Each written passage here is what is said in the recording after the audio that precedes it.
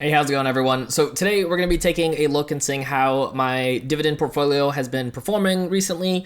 It's had a really nice upswing over the last couple of days. So let's go ahead and hop on the computer and let's talk about this dividend portfolio. Let's talk about some dividend increases as well, because that's probably one of my favorite things about dividend investing is those increases, and kind of take a look and see how we're going to end up for the month when it comes to actually dividend payouts. Now, that's not going to be my official dividend income yet. I'll make a video about that once the month is over, so we can kind of get an idea. Now, I am using M1 Finance, which is the dividend platform that I've been using for about 3 years now, actually a little over 3 years, which is pretty crazy to think about. I'll have them linked out in the show notes down below if you want to check them out. You get a nice little bonus for using my link, and you help support out the channel so I can keep providing content just like this entirely for free.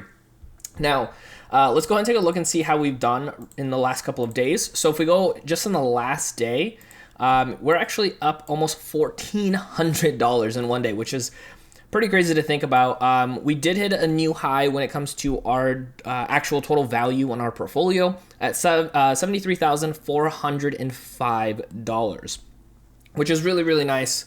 Getting to that number, we're very close to 75,000, and then inching closer and closer to $100,000, which I'm so excited for. Which, speaking of, if you want to make sure that you follow along with us, make sure you hit that subscribe button down below, so that way you can see this journey once we hit that 100, and then keep moving on to other goals and things that we're going for with this portfolio. So let's go ahead and take a look and see now for our week. So in the last week, you can see here, we actually gained almost $2,500. I didn't put a lot of money over the last week. I've been kind of slowing down just a tiny bit. Tax bills, unfortunately, have a lot to do with it. Running your own business and having to pay taxes is pretty insane. So that's kind of slowed me down. Plus, when the market does start shooting up really rapidly in a short period of time, I tend to also slow down. I usually like buying more when the market's going down really, really fast. I'll put in a lot more. But nonetheless, still really good there. And then if we go to the last month, you can see here we have gained over $5,679.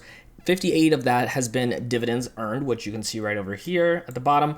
And then over the last month, we had put in a total of about $2,000. Again, I would have liked it to have been more, but all that other stuff that comes with it. But this is also really important to kind of pay attention to, because, not saying that the market's going to keep going up, because it can easily go right back down. But this is why staying long-term into the market, even when it goes down, is really important, is because of situations like this, where just over the last couple of days and weeks, like, things have just gone up pretty exponentially, where if you're trying to either time the market or had sold off, you would have missed a lot of these gains. So that's why I always like to talk about long-term investing and always sticking with it. So if we go to the quarter, we're actually still down in the quarter because, again, of how everything was earlier in the year. We're still down $2,600, but you can check out this. Look, in the last quarter, we've earned over $185 in dividends.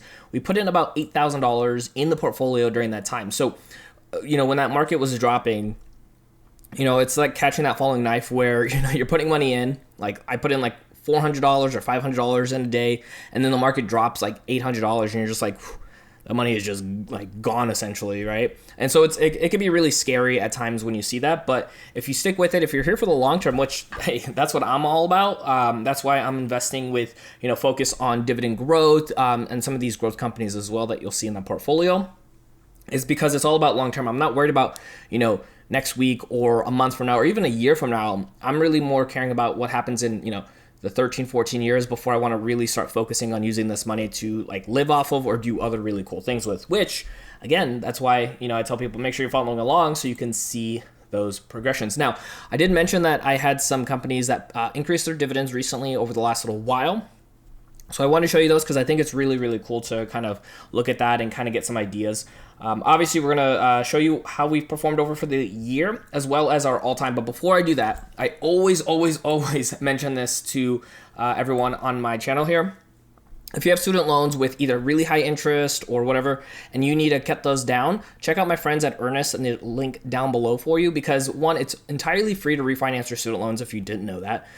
Two, the money that you could be saving from lowering your interest rates can be pretty substantial, and you can use that money to do whatever you want with, including investing more, which would be awesome. Plus, that link down below does give you a $100 bonus for using it and supports the channel. It takes about 2 minutes to check out your rate, so just go ahead and check that out, just so that way you can make sure you can save some more money. Now, if we go over to the year marker here, check this out. We're back at $8,469 for the year. We've actually earned almost $600 in the year. That is so freaking fantastic. You can see here we put in about $38,000 over the last year. We had some great opportunities throughout the year to be able to put in that money. But I do want to stress this out when it comes to somebody who's getting started and seeing these higher numbers. I started this portfolio with $100, put in $10 a week until I got more comfortable. I always mention that because it is really important to know when you get started that you don't have to be putting in a lot at first. If anything, it's better to put in smaller amounts as you continue to grow and get more educated on the process. Now, total gains is $12,636, 913 of which has been dividends, which is so cool to just think about. This is overall gains, which means if I sold some stocks and put that money back into the portfolio, that is still accounted for in here. So for those who are curious of like what my current unrealized gains are, right now it's $10,500. So the difference between those two numbers is the dividends included, plus again, any stocks that I sold for a profit or loss are included in that original number, which I actually really like because then that gives me an idea long-term how I'm doing in case I did sell something, where this is only stocks that I have in here that I have not sold just yet, which since we're here, let's go ahead and take a look at some of our biggest winners and losers thus far in our portfolio as a whole. So we have Tesla here. We have almost 5 shares of the company. I know it's not a lot. Always wish I can obviously have bought more, and I still do buy from time to time, even when the price is up and down. I just believe in Tesla long term. So you can see here we have a total gain of over $2,700 with almost 100% return, which is really cool. We have Discover Financial. The percentage is 53%, but it's about $535, so I didn't have as much, obviously, in this account, but it's still percentage-wise one of the top ones. Then we have Apple as well. We're actually up 45%, which is about $2,600. And then Costco. Costco has been one of my favorite stocks as of late. And every time I go into Costco, I just instantly want to go onto my M1 Finance and just buy more shares of this company or just deposit whatever I can. That place is stacked full of people. It is crazy intense in there every single time. So we have about 7.64 shares of Costco. We're up almost a little over $1,100, which is 34%. They don't pay a great dividend as of right now, which is fine because I don't need the dividends today. I want them in about 13, 14 years, like I mentioned. So their dividend growth is what's really going to help me out. And in case you're not familiar with that, I do want to kind of show you. I'm on a website called seekingalpha.com, and I'm going to go to their dividends. So just as an example, their current dividend yield is 0.56%. So that's abysmal for people who care about their dividends being around 3.5 to 4%. It's pretty bad. But what I do really love about them is that they increase their dividends in the last 5 years on average about almost 12%, which is really, really cool to think about. So if we go to the dividend yield right over here, this is going to be a really important thing for us. So yield on cost is essentially over time as they increase their dividends every single year, which obviously we saw about 12% every year on average. That's going to help give you more payouts for having the shares that you currently already have. So as an example, if you purchased Costco 5 years ago, and let's say you put in like $10,000 or $1,000 or whatever amount, and you didn't buy anything more, and you just let the dividends increase every single year, well, whatever that percentage was back in 2017, your yield on cost now is about 2% because they keep raising that amount. And if we go back 10 years, check this out. You're about around 4% yield, which is where ideally you would like to be, right? So my idea is, okay, well, in about 13, 14 years, if I've been investing over that time period and hopefully more, now rather than later, that I can get those dividend increases because I already own those shares and then get those payouts. So that's kind of the way I like to look at it. Hopefully that makes sense for you, so that way you can get an idea of like, well, do I want this low yield stock now? But then later down the road, they're going to pay a much higher yield because of those increases. That's what I truly care about. So let me show you one more thing here, because this is, again, one of my favorite things. And I'll show you the ones that actually changed or increased their dividends recently. So I think it was right here. So this was last year. So I believe in a couple, like 2-3 weeks, we should be getting another dividend increase because they usually increase it same time the following year. So this was April 14th, 2021. So we're approaching April now for 2022. So hopefully we'll see this other increase, but they increased their dividend by almost 13%. So if you owned shares of the company, you were getting paid 70 cents a share. And then all of a sudden, just because you were a shareholder, you were getting an additional 9 cents for every share that you owned. And remember, if we go back here, we had 7.64 shares, okay? So I'm just gonna show you an idea to get 7.64371 technically. So it was, how many extra shares? 9 cents a share. So times 0.09. So this doesn't seem like a lot. Again, this is the biggest thing for me, is that we start slow and we build up, right? So because of that increase that happened last year, I was now getting an extra 68 cents every quarter for having owned the shares of Costco and having done nothing more. And in a year, that's $2.75. Definitely doesn't seem like a lot, but as I build a longer or bigger position in the company, as they keep increasing their dividends, that number is going to grow exponentially over time, where if they do another, 13% increase in like 5 years from now, and I own, 100 shares of the company, and let's say it's another 9-10 cents, like that's going to start having a huge impact on how much I'm making in my dividends. So just something to kind of keep in mind when it comes to that process. The two companies that I actually have in my portfolio that have recently done this is going to be Home Depot, which I've been a huge fan of in my portfolio. They've taken a huge hit over the last few weeks, which is just allowing me to buy in at a much better price point. They increased their dividend by 15%. 15%. Like in 15 years or 14 years when I want to use this money, if they increase that amount by 15% and inflation hopefully by that time is tapered back down to like 2%, that's a huge increase in my ability to spend money, because now I'm getting 15% more in dividends than I was the year prior. So for that, I was getting paid $1.65 a share, and now I'm getting paid $1.90 a share, which is insane because I own 16.44 shares. So let's do this number again. So I'm gonna just, again, give you examples because I think this is really cool and like awesome to look at. So what is that? That's 75, 85. So that's 25 cents. That's a quarter more that they increased it, right?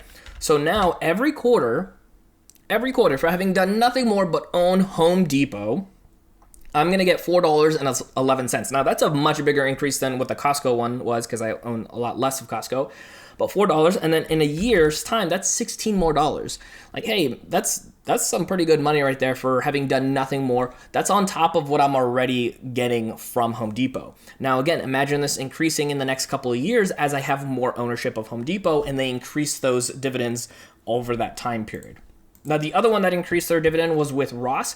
Now, theirs was a little bit lower than some of the other ones we were just talking about. This one is 8.8%, which is still great. It's technically still higher than inflation right now, so that's great, because inflation, I think, what was it, like 7% as of late? So hopefully that goes down. But you can see right here, we were getting paid 285 cents a share. Now we're getting paid 31 cents a share. And again, if that keeps increasing every single year, that's going to be a really good thing for us long term. Obviously, some years might be lower, some years might be higher, but that's just all a matter. And what I like to do too is when I look at the dividends, so the 5-year growth is about 15.57, so it's definitely a lot less for Ross, but their payout ratio is actually only 23.46%. And so what that tells me is there's a lot of room for growth when it comes to dividend increases. So I can feel comfortable over the next couple of years that those dividend increases can sustain around that 8.5 or even higher percentages every single year. Because a good rule of thumb is you want about 60% or less on the payout ratio, which is this thing, which is essentially how much they're paying out from how much they earn. And for most companies, you don't want to be over that 60%. I mean, you can be, but ideally being under 60% is good. But 23%, like you're definitely leaving a lot of room for growth and opportunities as well too. So that's going to be there for us. And then what I mentioned earlier was that yield on cost. So I'm on the dividend tracker. Let me actually, can I switch my screen around? Yeah. So I'm on the dividend tracker right now. This is actually put together by my friend JJ Buckner, which is really cool. So I logged into my portfolio with M1 Finance, so you can see it's pretty up to par right now. If you guys actually want to check his stuff out as well too, I don't know why my circle is so massive right there. If you guys want to check his out too for this platform and software, I'll actually link them down below. It does help support out the channel and JJ as well, which is really cool, supporting the community of dividend investors here. So you can see here, my actual yield on cost as of right now is actually 1.79%. So again, We talk about how a lot of dividend investors like that 3.5 to 4%. I'm not obviously anywhere near that right now, but I don't care because I don't need the dividends today. I'm actually planning long term to be able to use those dividends in the future. So in that 13, 14 year time frame, that's when I want to be, my yield on cost to be closer to 4%, because that's when I'm going to actually want to start using it. So you can see here for March, which again, I'm not done calculating everything yet. We'll see how it all comes in together, but we're expected to make $120.98, which is going to be great. It'll be the highest paying month we've ever had. And then our current annual income is going to be $732 estimated. Obviously, that number is going to change as we keep depositing money, as these companies keep increasing their dividends, because as time goes on, every single time I do videos and I have those dividend increases, I'll make sure to let you guys know. Even though you might not own those stocks, what I would like you to do is kind of pay attention to the stocks you do own and see when they get those dividend increases, because then you can get excited as I do to like make an extra $4 from Home Depot just because I own the shares. Like it's just so cool to be able to do stuff like that too. But goal is obviously first and foremost to get to 100,000 on the M1 Finance portfolio. We're getting very close there. Obviously, if the market kind of stays consistent the way it has been over the last couple of weeks, we can possibly see that. But if it's, goes back down, no worries. We're just going to keep buying that dip. And then, over the long term, we're going to hit that number over 100,000. So make sure you hit that subscribe button so that way you can follow along. And what I want you to do too is make sure you check out this next video so you can keep on learning and growing when it comes to investing. My name is Dennis, and I'll see you in that next video.